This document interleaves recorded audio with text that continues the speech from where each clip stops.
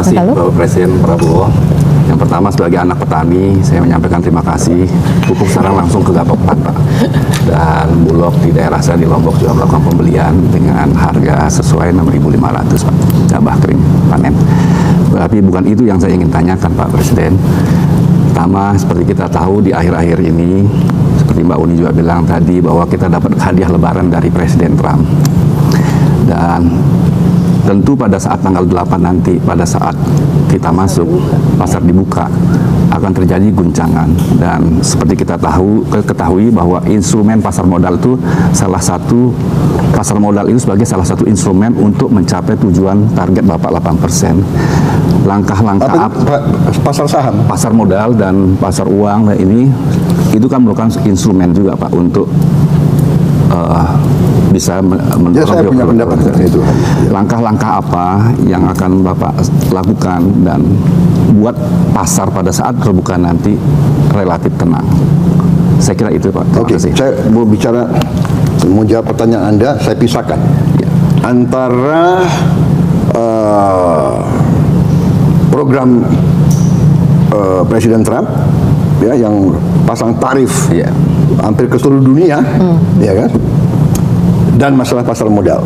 Ya, kalau saya punya pandangan tertentu. Pertama saya bicara pasar modal dulu.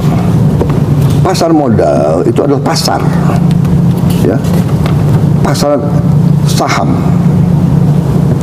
Pasar saham itu dipengaruhi oleh mekanisme pasar. Kadang-kadang naik, kadang-kadang turun, ya kan? Ada siklus, dan itu berjalan. Orang yang masuk pasar saham, dia tuh cari untung secepat-cepatnya, ya. Ini kalau kita bedakan dengan direct investment, bedanya adalah ini cari untung cepat. Kalau ini dia punya rencana, saya bikin pabrik, bahan bakunya ini, bahan baku boksit lah, nikel lah, bahan baku batu bara lah, ini bahan baku, ini pabrik, ini distribusi, marketing, ini untung saya 5 tahun, 10 tahun, 30 tahun, ya. Jadi kita bedakan. Nah, kalau saya lihat fundamental kita kuat, ya. Apa yang terjadi di pasar saham, kita punya kekuatan dan kita akan investasi. Ya. Orang selalu bicara kalau pasar saham jatuh, kalau pasar saham naik, orang diam. Iya kan? Waktu sempat berapa hari yang lalu kan turun. Ya, ekonomi Indonesia kacau, gelap, Prabowo gagal, bla bla bla. Begitu berapa hari naik lagi, diam, nggak ada yang komentar. Sekarang pasar saham di Amerika merah, turun jauh sekali. Tapi pandangannya Trump, oh enggak, ini iya, tapi pada saatnya akan naik lagi, gitu. Karena dia melakukan hal-hal yang dia anggap memperkuat ekonomi Amerika. Ya, ini jawaban saya soal pasar modal. Jadi makanya saya tuh nggak terlalu takut sama pasar modal, ya, karena Indonesia punya kekuatan itu. Yang kita sadar ya, kita jangan punya rasa rendah diri. Kita kayaknya diprogram bangsa kita, elit kita juga, bahwa kita ini lemah, kita kalah, kita ini dijajah, kita ini hebat gitu. Loh, kita hutang besar, hutang kita dibandingkan dengan banyak negara, hutang kita salah satu yang secara perbandingan itu terkecil di dunia. Hanya 4-5 negara lebih kecil dari kita, iya kan? Inflasi kita terendah di dunia. Orang-orang ingin belajar bagaimana Indonesia mengendalikan inflasi. Anda lihat inflasi Turki 44%. Dia udah hebat ini, dia turun dari 85%. Argentina 117%, dia udah turun. nggak tahu 300% dia. Jadi kita ini harus jangan terlalu takut bahwa dunia ini tidak baik-baik saja. Kita penuh dengan kesulitan. Kita penuh dengan, terus terang aja kita koreksi diri ya sebagai bangsa, selama 30 tahun ini kita banyak melakukan blunder. Kita akui saja. Jangan salah siapa presiden. Masa satu presiden bertanggung jawab atas semua? Ini banyak blunder. Dan ini juga salah. Saya juga hey para teknokrat, hey para profesor, hey para guru besar, kenapa kau tidak koreksi? Kenapa kau tidak ingatkan pada saat dilakukan penyimpangan, pada saat dilakukan blunder, ya kan, yang macam-macam lah kita bisa uraikan. Ya, jadi itu satu. Nah, kedua masalah Trump. Ya, nah masalah Trump ini kita harus lihat nanti.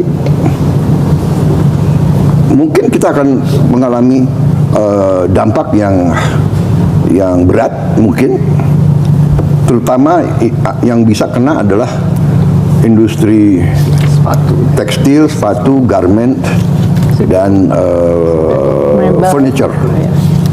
Ya, ini berat karena ini padat karya. Tapi kita akan cari jalan keluar. Kita harus berani mencari pasar baru. Kita ini terlalu manja juga sih. Ya, kita tuh selama ini tertarik oleh ekonomi Amerika, benar, karena ini kan sistem ekonomi yang Amerika ajarkan kepada kita, kan? Iya kan? Free market, benar nggak? Globalization, iya kan? There are no borders. Mereka ajarkan kepada kita. Kita murid yang setia, iya kan? We follow what they teach us all the time. The 60s, the 70s, the 80s, the 90s, 98, 99 kita ikut IMF. Paling setia, paling loyal.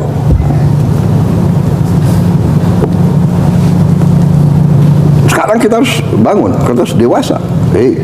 Dan tidak hanya kita, Eropa, negara ASEAN, semua, Australia, semua.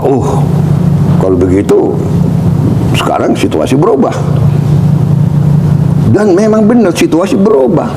Dan itu yang saya sudah ingatkan bertahun-tahun. Saya ingatkan, tolong buka rekam digital saya, rekam jejak saya.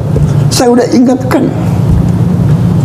saudara-saudara sekalian, Indonesia harus berdiri di atas kaki kita sendiri. Tapi orang bilang, retorika. Tidak, saya dari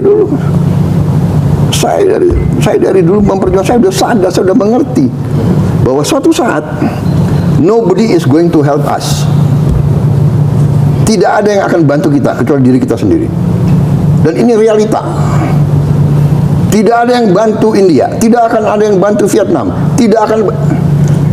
Setiap negara harus mengurus dirinya sendiri. Tapi, banyak orang mengatakan juga bahwa Amerika memaksa semua negara untuk cari pilihan lain. Nanti Kanada sudah mengatakan, ya. Anda baca, Anda dengar pidatonya Perdana Menteri Kanada, kalau Amerika tidak memimpin, Kanada akan memimpin. Bayangkan, Kanada nanti sama Eropa Barat, ya kan? Saya akan berangkat juga ke Eropa awal Mei, dan kita terus hubungan negosiasi. Saya akan kirim Pak Airlangga ke Washington. Kita sudah punya kontak dengan tokoh-tokoh di Washington. Kita akan diskusi. Negosiasi. Untuk negosiasi. Ya, kita akan negosiasi. Kita bilang, loh, tapi satu hal yang saya ingin sampaikan, Amerika sebenarnya punya hak Ya, Karena dia ingin membela kepentingan nasional. kepentingan nasional dia. Ya kan? Bayangkan negara-negara lain punya surplus 300 miliar dolar, 200 miliar dolar, 100 miliar dolar, ya kan? Benar nggak? Ya, dibenarkan oleh BTU juga. Iya kan? Kita ini termasuk surplus yang Kecil. tidak terlalu besar, 18 miliar dolar. 17 Ya, tapi maksud saya juga ya, pengusaha-pengusaha kita juga harus istilahnya punya long term planning, ya, dan tidak tergantung kepada satu pasar yang enak. Iya kan? Iya kan? Iya, ya. Kita harus berani. Kenapa kita tidak ke Afrika? Diversifikasi Afrika itu the new emerging market of the world. Afrika loh. Jumlah penduduknya besar, resourcesnya banyak, ya kan? Kebutuhannya banyak. Ada pengusaha-pengusaha kita yang berani ke Afrika, ya kan? Benar nggak? Salim Group, dia di mana-mana di Afrika itu. Mereka sekarang hobinya makan Indomie. Dan mereka kira Indomie itu makanan mereka itu. Kayak spaghetti, jatuhnya mengganti spaghetti. Ada di Nigeria, di Ethiopia, Turki, Tanzania. di Mesir. Jadi kita we have to look for new market, benar nggak? Ya. Yang kita concern hanya memang apa itu garment, sepatu, ya kan? Itu yang dua concern. Tapi, nah ini bagian ya. Makanya masalahnya adalah kita harus berani, dan saya bertekad untuk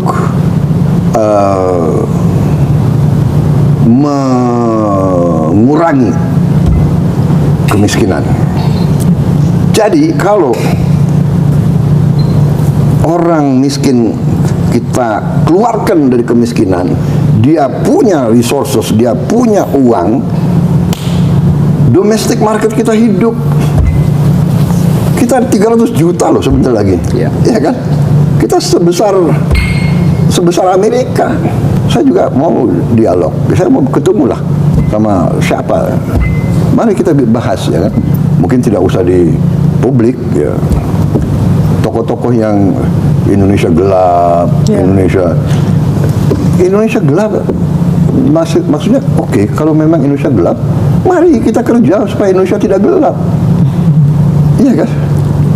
Kok Indonesia gelap? Kabur aja deh. Kabur aja dulu. Kabur aja dulu deh, ya kan? Habis itu Jokowi salah, Prabowo goblok. Ini tidak mengatasi, iya kan? Apa? Mana? Ini saya bikin hitam atas putih. Ya. Saya mau kirim lah nanti. Kalau saya mau kasih makan ke anak yang lapar, what is wrong with that? Saya kampanye ke desa-desa, saya lihat anak ini umur 5 tahun, saya tanya enggak, dia 10 tahun. Badannya 5 tahun, kecil. Stunting kita ini sekian puluh persen, Mbak Uni. What do we do? Saya nggak teoritis, ya kan? Saya mau intervensi. Yang sudah kaya, yang sudah lumayan, tidak mau makan, nggak apa-apa. Jatah makanmu kasih ke yang